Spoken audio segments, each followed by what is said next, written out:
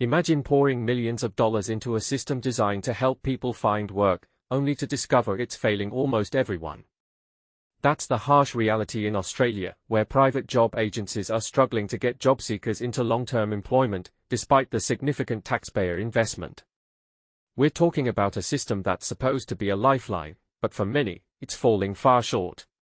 Department documents reveal a concerning statistic. A mere 11.7% of job seekers secured lasting employment through a job provider in the last financial year. This figure, highlighted in the Department of Employment and Workplace Relations annual report, paints a bleak picture of the effectiveness of these services. Think about that, less than 1 in 8 people are finding stable jobs through these agencies. And this is the part most people miss: service providers are incentivized through publicly funded outcome payments. They can claim these payments when a job seeker hits milestones of 4, 12, and 26 weeks of employment.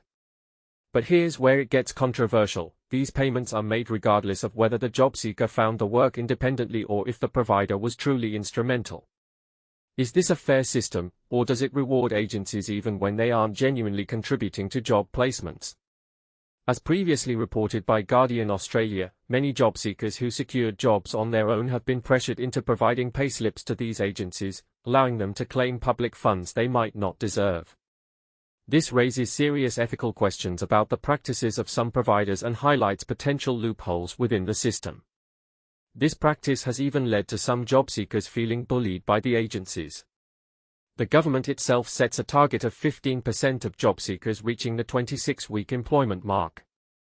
However, the report clearly indicates that this target hasn't been met since the launch of Workforce Australia in 2022.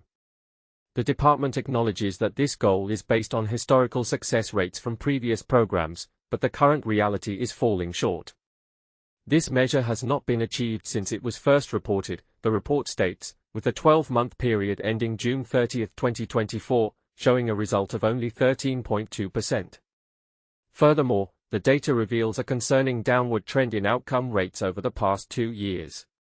Despite the declining success rate in placing job seekers, public funding for these programs has actually increased. The report reveals that the investment per employment outcome has reached $3,575. This means we're spending more money to achieve fewer results. The department clarified that these figures are based on a caseload of 590,965 individuals during the reporting period. Is this a sustainable model, or are we throwing good money after bad? The department launched a complaints line in October 2024, and it has received 8,320 complaints within the year, with the majority resolved upon initial contact. This demonstrates a clear need for oversight and accountability within the employment services sector. Jeremy Poxon, a welfare advocate at the Anti-Poverty Centre, argues that the system is failing on a massive scale to provide people with meaningful employment. The government knows full well that this system is failing on this basic metric to help people into work, he asserts. Adding fuel to the fire, Guardian Australia also uncovered that Centrelink has been threatening job seekers with payment suspensions at an alarming rate, 5 per minute, despite concerns from Social Security experts that these actions may be illegal. Poxon emphasizes that the data suggests the system is more effective at penalizing individuals than assisting them in finding jobs. And still the government is content with funneling billions of dollars into an employment system that isn't helping people into employment, he states.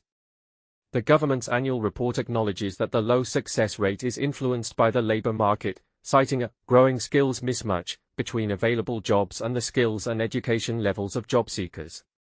This means that many of the jobs available require higher skill sets than those possessed by individuals participating in Workforce Australia services. Throughout the reporting period, the labor market reflected demand for higher-skilled jobs, rather than low-skilled jobs that are most accessible to participants in Workforce Australia services, the report explains. Poxon calls this the great elephant in the room. He points out that the job seekers are competing for jobs that are scarce while facing structural disadvantages such as homelessness or cultural and linguistic diversity. He advocates for a complete overhaul of the employment services system, urging for the abolition of mutual obligation requirements, the cessation of payment suspensions, and increased investment in voluntary programs that genuinely assist people in finding work. We're in this absurd position where the government is spending even more money for even worse outcomes, year on year, he said. It's hard to think of another government-funded industry allowed to operate in this way, to continue soaking up so much public money and to spit out so few results. This raises the question, is it time for a radical change in how Australia approaches employment services? What specific changes would you recommend to make the system more effective and equitable? Share your thoughts in the comments below.